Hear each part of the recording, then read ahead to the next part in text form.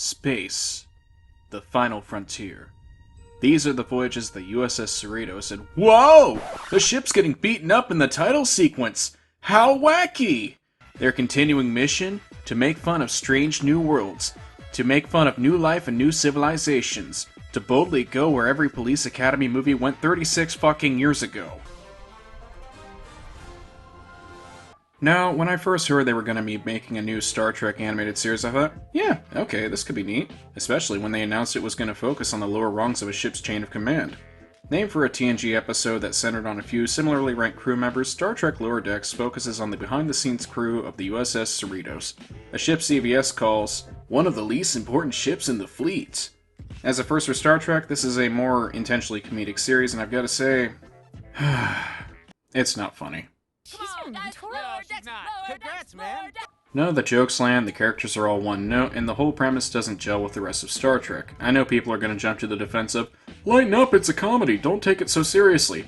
Yeah, tell that to Brooklyn Nine-Nine, a show that perfectly blends workplace comedy with the seriousness of a police job. Oh, Mufasa, did I miss it? That's simply awful. Or The Orville, a show whose entire existence is based in retelling old Star Trek episodes with a comedic twist, and unlike Lower Decks, the jokes actually land most of the time on both of those shows. We must have more. 500 cigarettes. If this were something like C-Lab 2021 or Robot Chicken, where the show is meant to be a parody, I might be more forgiving. And I've seen it work with Star Trek before. YouTuber Tamandre, however you say that, made an abridged parody of the original animated series for Team 4-Star's 2016 abridging contest, and it feels very C-Lab. But luckily, I've got just the answer. This oversized yellow crayon! It works because it's a parody, but honestly, with the right writing, anything can work. I mean, before Deep Space Nine, Roddenberry wanted Star Trek to only ever be set on a ship, and for there not to be a chapel or any other dedicated place of human worship aboard said starship. The writers of Deep Space Nine took a giant risk by bending those rules and setting the series on a space concentration camp turned space truck stop, featuring an alien church, the religion of which is heavily focused on by the human captain. Welcome back to Deep Space Nine, Your Eminence. Thank you, emissary.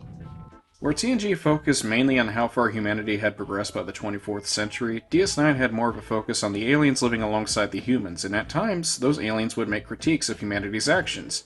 It's vile. I know. It's so bubbly, cloying, and happy. Just like the Federation. In the end, DS9 worked out really well in spite of the giant risk that they took because the writers cared about the world they were showing us. Not to mention, they developed the hell out of their characters. I mean, Miles O'Brien was just a guy working on a transporter in TNG for the longest time. Then he got married, had a kid, moved to Deep Space Nine, and had his character developed into the best character in all of Star Trek. So then, what risks does Lower Decks take? Well, it's a ship that tries to be funny. I mean, the characters work for Starfleet and exist in the prime timeline of Star Trek, but the only new thing that they bring to the table is that they're trying to be funny. That's it, that's a joke. It's an attempt at a workplace comedy that's loaded with attempts at jokes of all kinds, ranging from general humor to meta-humor. And I say attempts because I honestly didn't laugh once. Now, either I've been so desensitized by watching all kinds of comedy shows and shit that I, can't find anything funny anymore, or the jokes are all dumb, low-hanging fruits. Captain says you're too loud! Oh, God. Oh, no, I'm so sorry. To me, you're saying sensors. What is that? But that's how it's said. Phasers locked onto their warp core, Captain! Please let me shoot their warp core!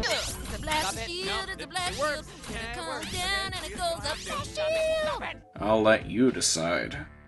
But let's dive in, get a little bit drunk like the people on Lower Decks, and let's see. Now, before anyone says, well, this isn't fair, every first season of Star Trek sucks, you have to understand two things. One, that was the last era, and two, the best season of this era was a first season. Now, to clear up some confusion, the first era was the Roddenberry era, lasting from 1964 to 1986.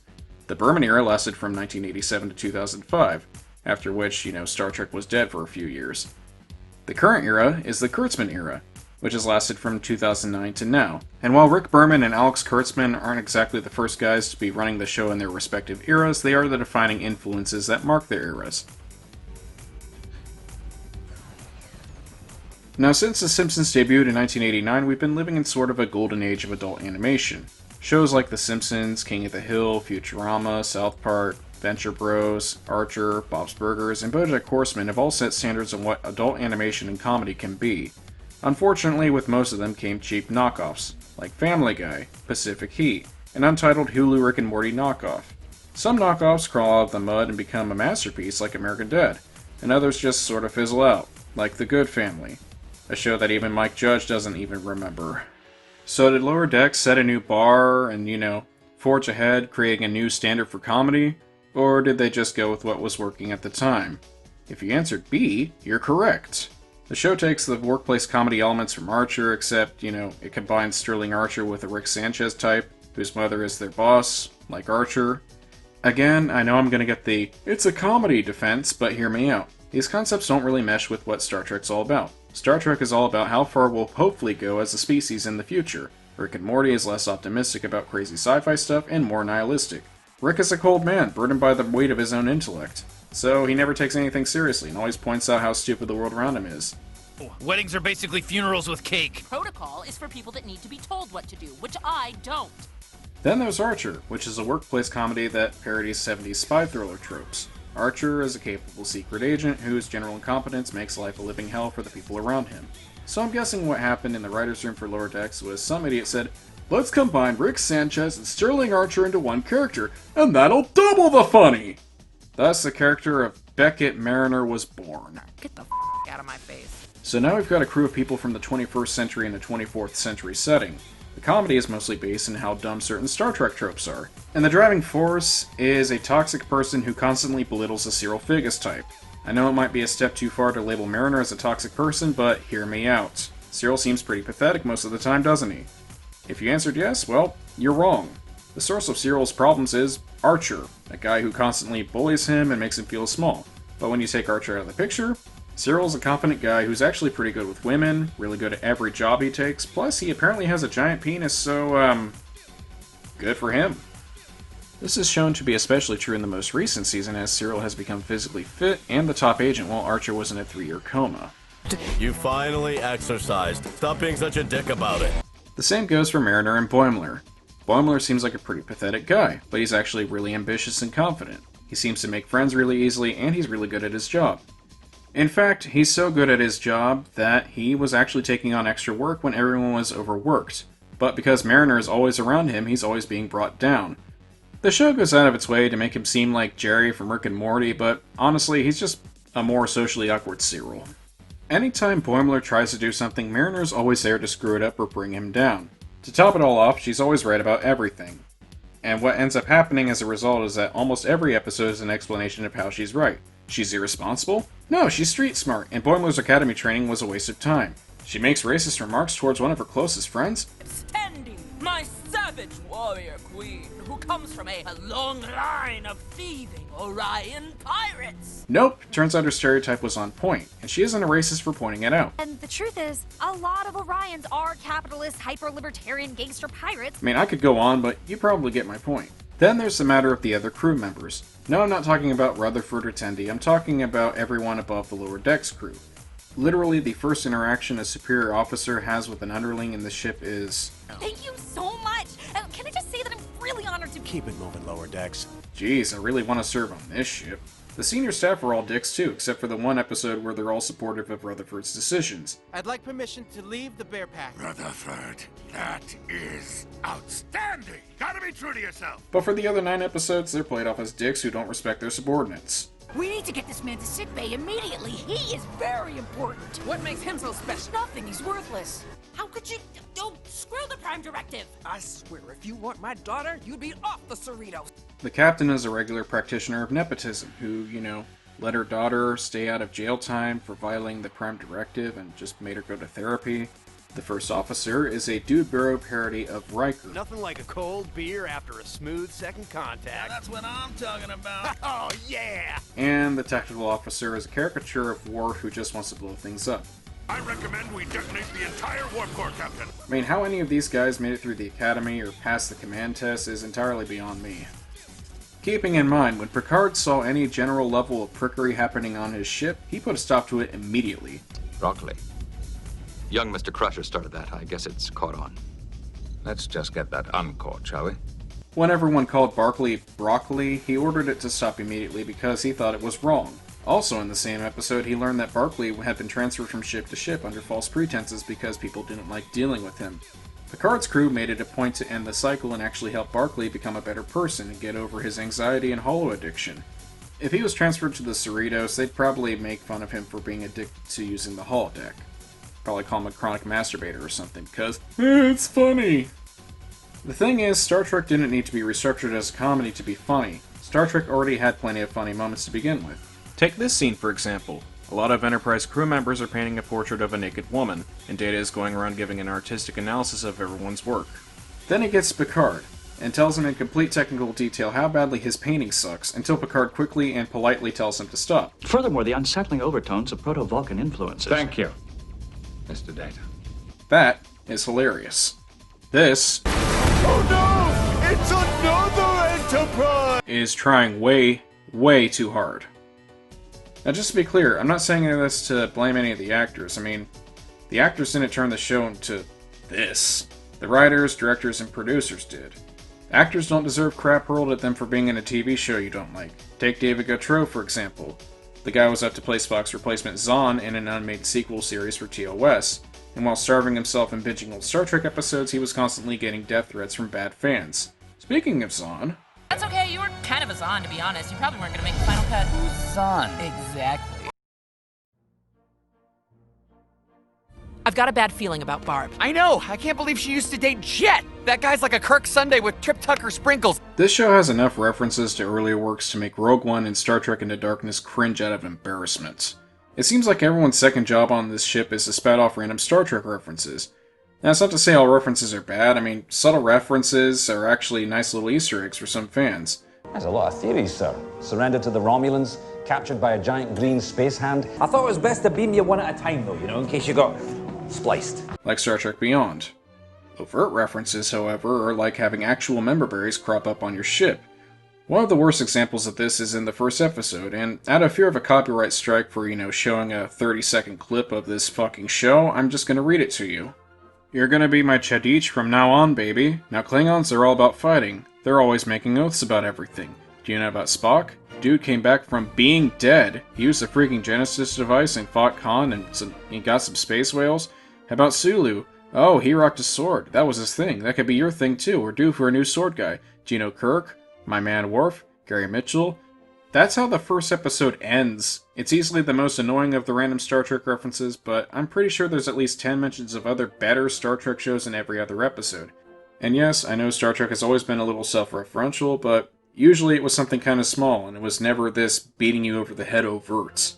Even Discovery pulls its punches in this regard, and when it did make references to other better shows, it was done with more class than lower decks. The worst part is that most of the time it's really surface-level stuff.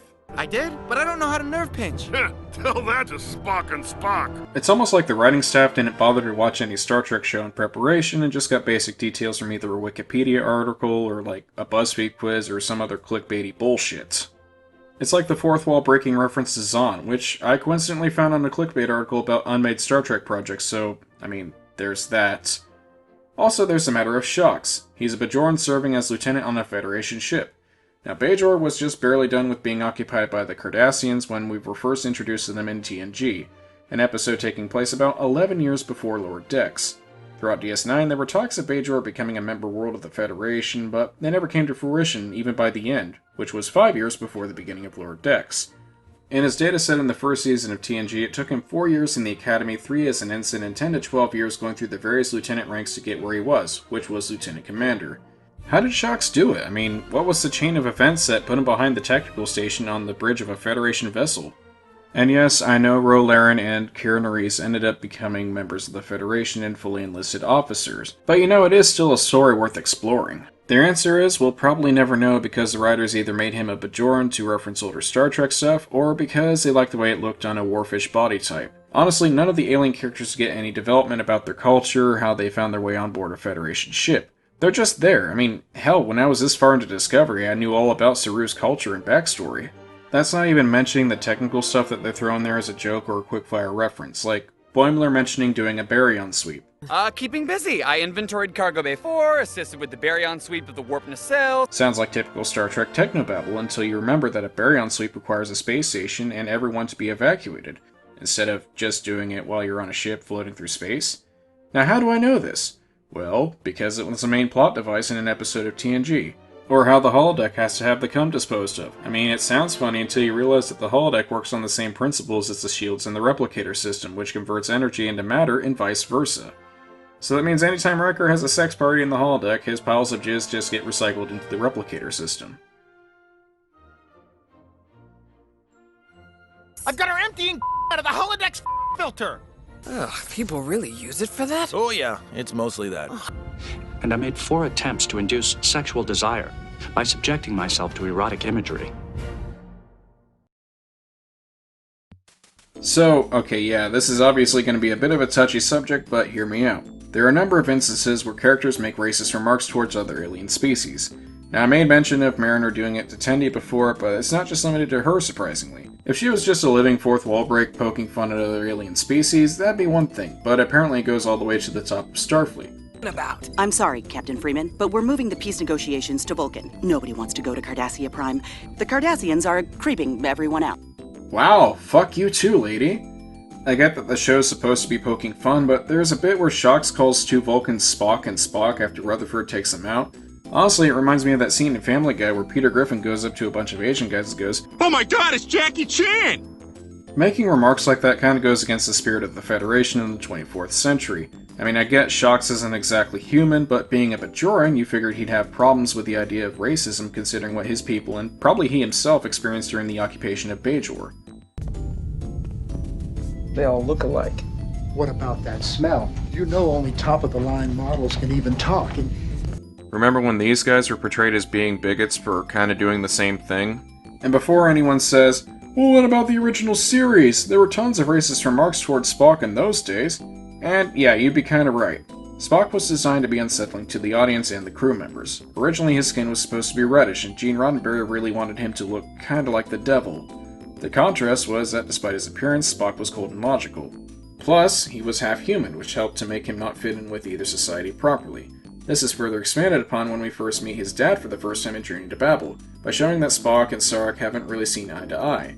Not because Sarek hated him for being half human, but because Spock's emotional side allowed him to see things differently than his father. That unique thinking led Spock to join Starfleet against Sarek's wishes. As I recall, I opposed your enlistment in Starfleet. It is possible that judgment was incorrect. Aboard a ship entirely crewed by full-blooded humans, Spock seemed to be a bit of an outcast, and to Nurse Chapel, an object of romantic fascination. The crew, however, never outright hated him for just being Vulcan. I mean, sure, in Balance of Terror, there was that one guy who kept making comparisons between Spock and the Romulans the Enterprise was tailing, but Kirk was very quick to shut that prick down. I was suggesting that Mr. Spock could probably translate it for you, sir. Well, here's one thing you can be sure of, mister. Leave any bigotry in your quarters. There's no room for it on the bridge. Do I make myself clear? You do, sir. Maybe it's just because all Klingon names sound the same, like they all have an apostrophe for some reason. And sure, there are numerous instances where crew members would get frustrated with Spock's cold, logical reasoning. You'll fire to frighten, Mr. Gaetano, not to kill. Oh, further. You saw what they did to Latimer? I am in command, Mr. Gaetano. But they never actually hated him for being Vulcan or made fun of his race. Even McCoy, the guy whose lines were 90% Spock bashing, didn't hate him on the grounds of his race. The guy was naturally crotchety, and from a storytelling perspective, served as an overly emotional point of view for the problem of the day. His input, combined with Spock's cold logical input, allowed Kirk to find a middle ground, level-headed solution to said problem. If you need further proof of this, watch Star Trek III. For one, it's an underrated movie, and for another, it shows that Bones is fine with putting his life on the line to save Spock. And it's not like his first reaction upon landing on Vulcan in the end was, "Fucking Vulcans with their pointy ears and their logic." He was calm, reverent, and respectful, and he only ever really got grumpy when he found out that the procedure could possibly kill him. Hell of a time to ask. And that's really one of Star Trek's core tenets, celebrating our differences. The first main ship we see is a group of humans from every race working together in perfect harmony, even with an alien outsider. The next one is set 100 years later, and it now has a member from a race of old enemies in the original series serving alongside the crew. But for some reason, the newest main ship, only set 1 year after the last TNG movie, has a crew of people who are okay with making fun of other races. Come on, dude, Orions are pirates! Pillaging your whole thing! Commander Worf's head looks like a fanny! Circling back to Family Guy, there is a cutaway gag where Picard does something like that with Worf. I mean, it's pretty funny, especially since they actually got TNG cast members to play their characters, but it's a parody. The real Picard would never act that way towards Worf, a guy he respects as much as any other crew member, but little gags like that are fun in the context of a straight parody. That's really what Lower Decks should have gone for, a parody series of Star Trek in the same vein as Robot Chicken. Instead, it's an officially canon show, meaning that while Picard, Sisko, and Janeway are all involved in serious business and, being the example of enlightened humanity in the 24th century, there's a crew of dude bros on a starship somewhere half-assing it and making a mockery of the Federation's ideals. Honestly, aside from Boimler, Tendi, and Rutherford, and maybe this guy with the mustache, none of these people would last on the Enterprise, Voyager, or the Defiant. And that's actually even shown in an episode. This guy named Fletcher goes through a harrowing experience where his friends cover for his mistakes, and in return he gets promoted and transferred to the USS Titan, which you might remember as Riker's ship as of Star Trek Nemesis. 6 days later, this police academy reject gets fired because he empties trash into the warp core, all because he was following the examples he learned from while working on the Cerritos. It's like, who says you're not supposed to empty trash into the warp core? It all burns up anyway. Gotta say, I'd rather serve with a dozen of you than one Fletcher. I mean, yeah, you break the rules all the time, but at your heart, you're Starfleet. No. No, you are not. And now, the conclusion. So, all in all, what do I think about this show? Well, it's crap. I mean, I watched the first 2 episodes and I forgot it was still going for 6 weeks. Literally every other Star Trek series does a better job at keeping me interested in the story. Even Picard Discovery. It's boring, busy work to watch, none of the jokes land, and I'm just gonna say, it's just plain mean-spirited. Oh, no! Are you pretending to do a captain's line? Lower Decks is so mean-spirited that the first line of the series is our main character aspiring to one day become a captain, only to be mocked and shot down by his best friend for daring to better himself. Followed immediately by her swinging a rusty bat'leth around while making racist remarks towards Klingons after she admits to drinking on the job. I love honor! I demand honor! That's the mission statement of Star Trek Lower Decks. Not exploring strange new worlds or showing us a bright vision of humanity's future, just petty squabbling and drunken Archer-style hijinks that we have nowadays. And really, the whole point of Star Trek to begin with wasn't the space exploration or the action or the various alien races or any of the other stuff. It was showing us a bright vision of humanity's future. Humanity was beyond racism or petty squabbling or any of that other nasty shit. But then when you get to Lower Decks, it turns out that just a year after TNG, all of that petty shit makes a comeback. I mean, there's racist, there's petty squabbling, and oh yeah, apparently there's a guy who's kind of a 9/11 truther. Yeah, Steve, I remember. You said Wolf 359 was an inside job. It totally was. Yeah, there's that. And that's why I think Lower Decks fails as a Star Trek show. It doesn't show us a bright vision of humanity's future, it just shows us that, hey, in 360 years, humanity's still going to be the same. We're still going to be squabbling over stupid nonsense. The only positive thing I can say about this show is that Boimler finally ended up away from Mariner by the last episode, and that maybe the next season will be better because of it. That said, if you want to watch a good deconstruction of sci-fi tropes in an animated workplace comedy setting, watch Futurama. Chances are you probably already have Hulu, and if you don't, well, you're going to get more bang for your buck than if you pay for CBS All Access. Anyway, that's all for today, folks. I'm Grandma Puppet, and I thank you for listening to me drunkenly ramble about Star Trek.